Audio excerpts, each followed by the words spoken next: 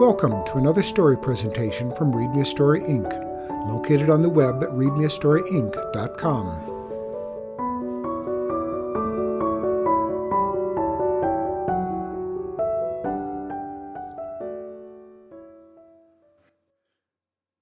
The Princess Who Stood on Her Own 2 Feet by Jeanne Desy.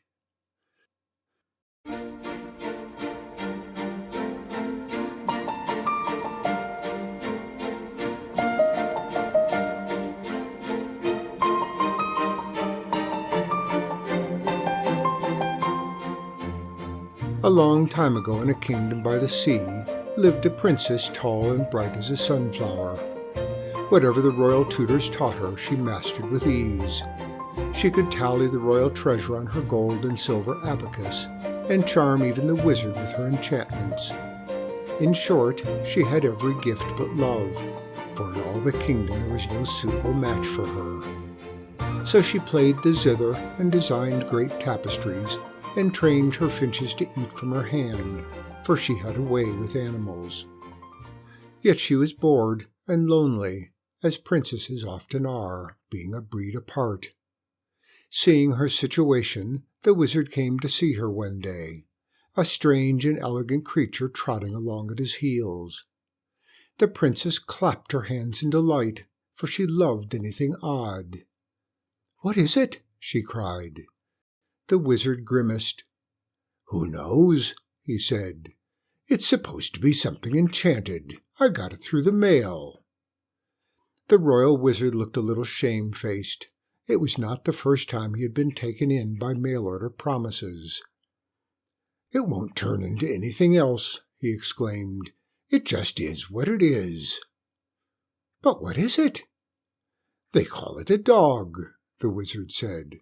"An Afghan hound." Since in this kingdom dogs had never been seen, the princess was quite delighted. When she brushed the silky golden dog, she secretly thought it looked rather like her, with its thin, aristocratic features and delicate nose. Actually, the wizard had thought so too, but you can never be sure what a princess will take as an insult. In any case, the princess and the dog became constant companions. It followed her on her morning rides and slept at the foot of her bed every night. When she talked, it watched her so attentively that she often thought it understood. Still, a dog is a dog and not a prince, and the princess longed to marry. Often she sat at her window in the high tower, her embroidery idle in her aristocratic hands, and gazed down the road, dreaming of a handsome prince in flashing armor. One summer day word came that the prince of the neighboring kingdom wished to discuss an alliance. The royal maids confided that he was dashing and princely, and the princess's heart leapt with joy. Eagerly she awaited the betrothal feast.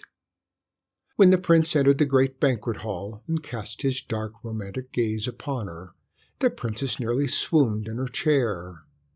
She sat shyly while everyone toasted the prince and the golden princess, and peace forever between the 2 kingdoms. The dog watched quietly from its accustomed place at her feet. After many leisurely courses, the great feast ended, and the troubadours began to play.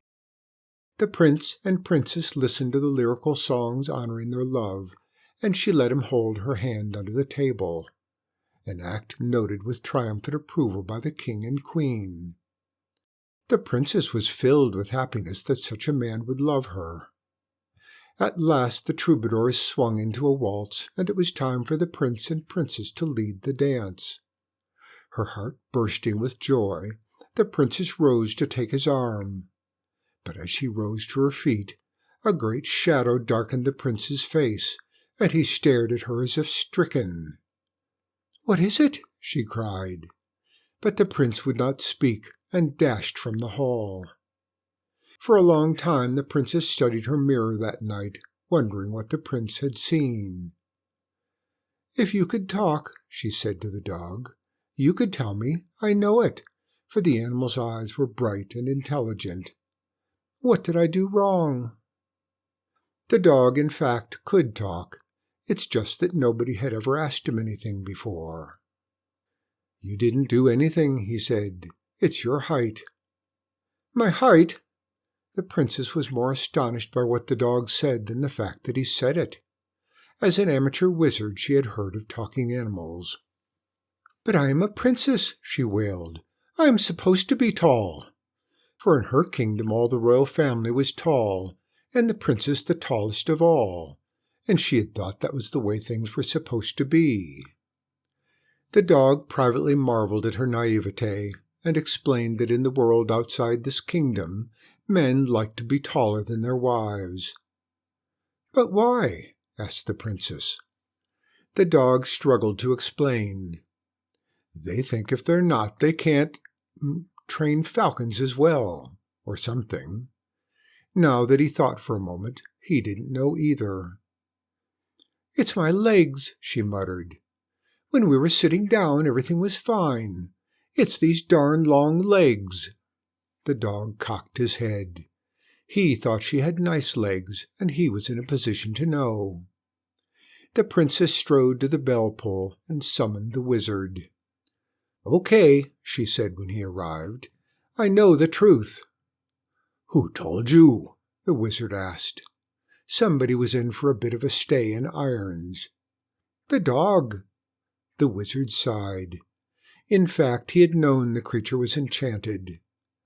"It's my height," she continued bitterly. The wizard nodded. "I want you to make me shorter," she said. "A foot shorter, at least, now." Using all his persuasive powers, which were considerate, the wizard explained to her that he could not possibly do that. "Fatter," he said, "yes. Thinner, yes. Turn you into a raven, maybe. But shorter, no. I cannot make you even an inch shorter, my dear." The princess was inconsolable. Seeing her sorrow, the king sent his emissary to the neighboring kingdom with some very attractive offers. Finally, the neighboring king and queen agreed to persuade the prince to give the match another chance. The queen spoke to him grandly of chivalry and honor, and the king spoke to him privately of certain gambling debts. In due course he arrived at the castle, where the princess had taken to her canopied bed. They had a lovely romantic talk, with him at the bedside holding her hand, and the nobility, of course, standing respectfully at the foot of the bed, as such things are done. In truth, he found the princess quite lovely when she was sitting or lying down. "Come on," he said, "let's get some fresh air. We'll go riding." He had in mind a certain dragon in these parts against whom he might display his talents. And so the prince strode, and the princess slouched to the stables. On a horse, as in a chair, the princess was no taller than he, so they cantered along happily. Seeing an attractive hedge ahead, the prince urged his mount into a gallop and sailed the hedge proudly. He turned to see her appreciation, only to find the princess doing the same, and holding her seat quite gracefully. Truthfully, he felt like leaving again. "Didn't anyone ever tell you," he said coldly, "that ladies ride side-saddle?" Well, of course they had, but the princess always thought that was a silly, unbalanced position that took all the fun out of riding. Now she apologized prettily and swung her legs around. At length the prince hurdled another fence, even more dashingly than before, and turned to see the princess attempting to do the same thing. But riding side-saddle, she did not have a sure seat and tumbled to the ground.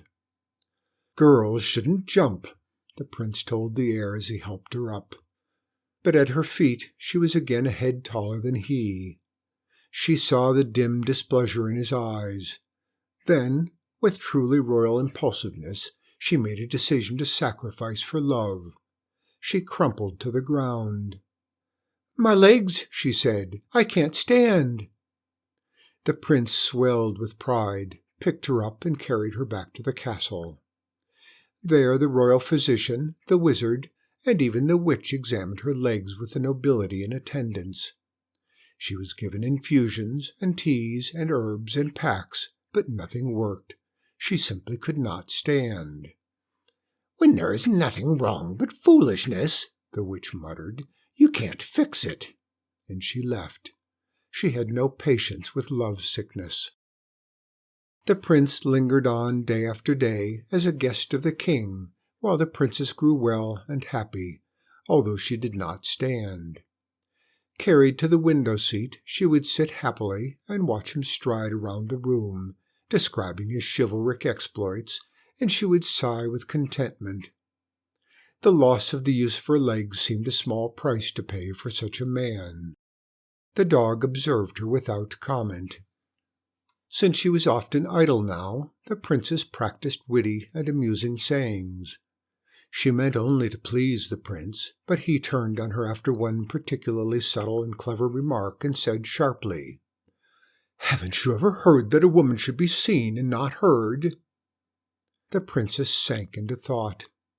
She didn't quite understand the saying, but she sensed that it was somehow like her tallness, for just as he preferred her sitting, not standing, he seemed more pleased when she listened and more remote when she talked. The next day, when the prince came to her chambers, he found the royal entourage gathered around her bed. "What's the matter?" he asked. They told him the princess could not speak, not for herbs or infusions or magic spells. And the prince sat by the bed and held her hand and spoke to her gently, and she was given a slate to write her desires. All went well for several days, but the prince was not a great reader, so she put the slate aside and made conversation with only her eyes and her smile. The prince told her daily how lovely she was, and then he occupied himself with princely pastimes. Much of the time her only companion was the dog. One morning the prince came to see her before he went hunting, his eyes fixed with disgust on the dog, who lay comfortable over her feet. "Really," the prince said, "sometimes you surprise me." He went to strike the dog from the bed, but the princess stayed his hand. He looked at her in amazement. That night the princess lay sleepless in the moonlight, and at last, hearing the castle fall silent, and knowing that nobody would catch her talking, she whispered to the dog, "I don't know what I would do without you." "You'd better get used to the idea," said the dog. "The prince doesn't like me." "He will never take you away." The princess hugged the dog fiercely. The dog looked at her skeptically and gave a little doggy cough. "He took everything else away," he said. "No," she said, "I did that. I made myself someone he could love." "I love you too," the dog said. "Well, of course you do." She scratched his ears. "And," said the dog, "I loved you then." The princess lay a long time thinking before she finally slept. The next morning the prince strode in more handsome and dashing than ever, although, oddly enough, the princess could have sworn he was getting shorter. As he leaned down to kiss her, his smile disappeared. She frowned a question at him. "What's the matter?" "You've still got that thing," he said, pointing to the dog. The princess grabbed her slate. "He is all I have," she wrote hastily. The lady-in-waiting read it to the prince. "You have me," the prince said, his chin high. "I believe you love that smelly thing more than you love me." He strode, he never walked any other way, to the door. "I was going to talk to you about the wedding feast," he said, as he left, "but now, never mind." The princess wept softly and copiously, and the dog licked a tear from her trembling hand. "What does he want?" she asked the dog. "Roast dog for the wedding feast, I'd imagine," he said. The princess cried out in horror. "Oh, not literally," the dog said, "but it follows." And he would say no more. At last the princess called the wizard and wrote on her slate what the dog had said. The wizard sighed. How awkward. Talking animals were always so frank.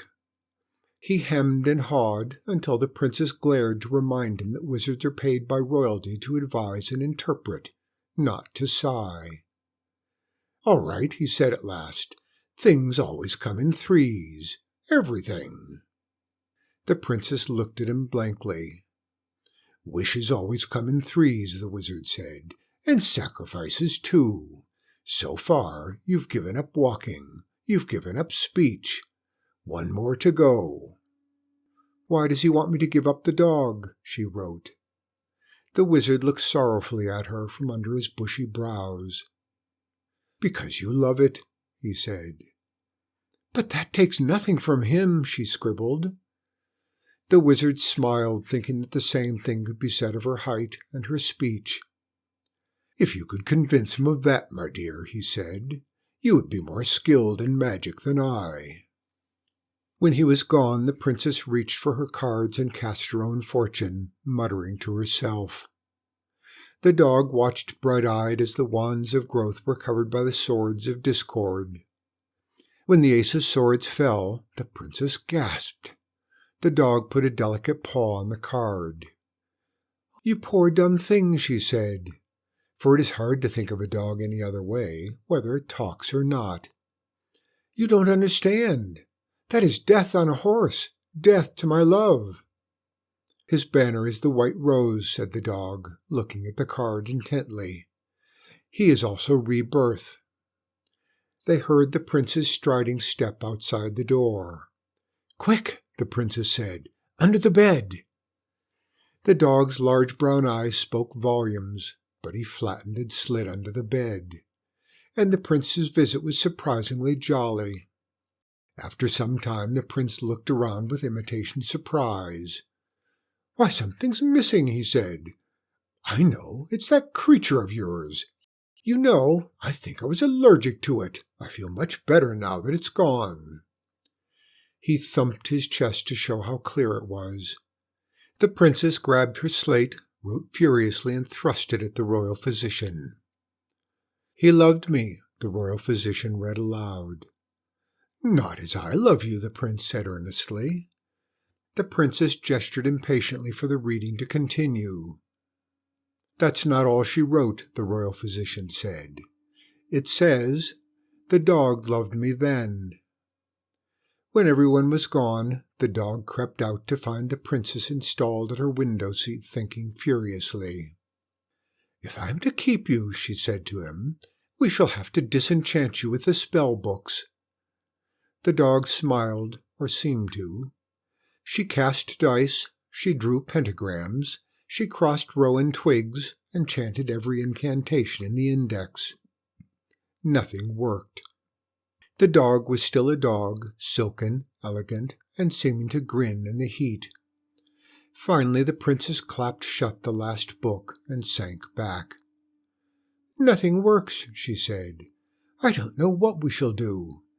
Meanwhile, when you hear anyone coming, hide in the cupboard or beneath the bed."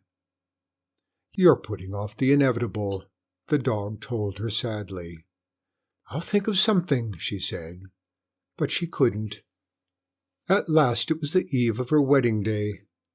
While the rest of the castle buzzed with excitement, the princess sat mute in her despair. "I can't give you up, and I can't take you," she wailed. And the dog saw that she was feeling grave pain. "Sometimes," the dog said, looking beyond her shoulder, "sometimes one must give up everything for love." The princess's lip trembled and she looked away. "Oh, what will I do?" she cried again. The dog did not answer. She turned toward him and then fell to her knees in shock, for the dog lay motionless on the floor. For hours she sat weeping at his side, holding his lifeless paw. At last she went to her cupboard and took out her wedding dress, which was of the softest, whitest velvet. She wrapped the dog in its folds and picked him up gently. Through the halls of the castle the princess walked, and the nobility and chambermaids and royal bishops stopped in their busy preparations to watch her, for the princess had not walked now for many months. To their astonished faces she said, "I am going to bury the one who really loved me." On the steps of the castle she met the prince, who was just dismounting and calling out jovial, hearty things to his companions. So surprised was he to see her walking that he lost his footing and tumbled to the ground. She paused briefly to look down at him, held the dog closer to her body, and walked on. The prince got up and went after her. "What's going on here?" he asked. "What are you doing?" "Isn't that your wedding dress?" She turned so he could see the dog's head where it nestled in her left arm. "I thought you got rid of that thing weeks ago," the prince said. It was difficult for him to find an emotion suitable to this complex situation. He tried feeling hurt. "What you call this thing," the princess said, "died to spare me pain, and I intend to bury him with honor." The prince only half heard her, for he was struck by another realization. "You're talking!" "Yes," she smiled. Looking down at him, she said, "I'm talking. The better to tell you goodbye. So, goodbye." And off she went. She could stride too when she wanted to. "Well, my dear," the queen said that night, when the princess appeared in the throne room, "you've made a proper mess of things. We have alliances to think of. I'm sure you're aware of the very complex negotiations you have quite ruined. Your duty as a princess—" "It is not necessarily my duty to sacrifice everything," the princess interrupted. "And I have other duties. A princess says what she thinks. A princess stands on her own 2 feet. A princess stands tall. And she does not betray those who love her." Her royal parents did not reply, but they seemed to ponder her words.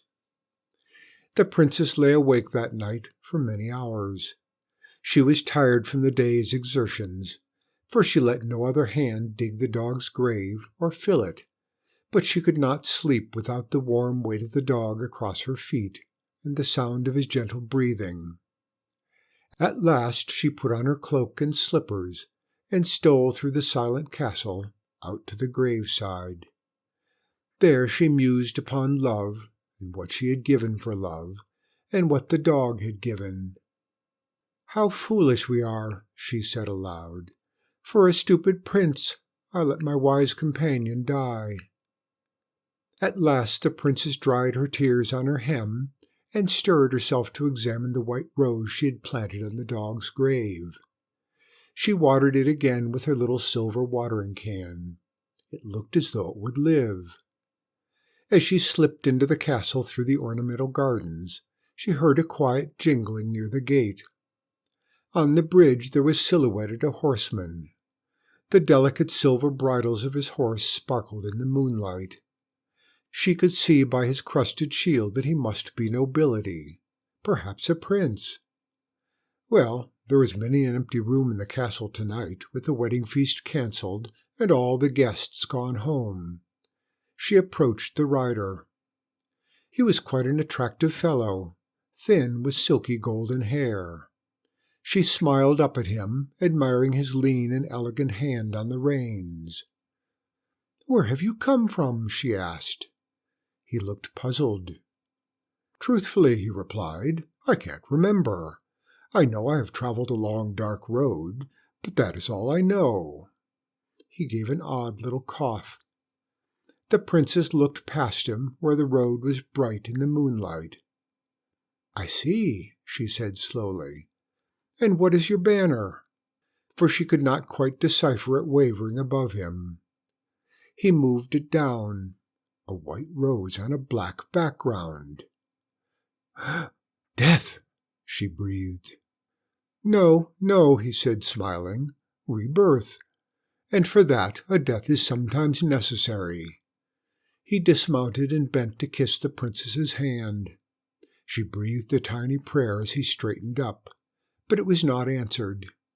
Indeed, he was several inches shorter than she was. The princess straightened her spine. "It is a pleasure to look up to a proud and beautiful lady," the young prince said, and his large brown eyes spoke volumes. The princess blushed. "We're still holding hands," she said foolishly. The elegant prince smiled and kept hold of her hand, and they went toward the castle. In the shadows the wizard watched them benignly until they were out of sight. Then he turned to the fluffy black cat at his feet. "Well, Mirabel," he said, "one never knows the ways of enchantments." The cat left off from licking one shoulder for a moment and regarded him, but said nothing. Mirabel never had been much of a conversationalist. "Ah, well," the wizard said, "I gather from all this, I shall make a note, that sometimes one must sacrifice for love." Mirabel looked intently at the wizard. "On the other hand," the cat said at last, "sometimes one must refuse to sacrifice." "Worth saying," said the wizard approvingly, "and true, true." And then, because he had a weakness for talking animals, he took Mirabel home for an extra dish of cream.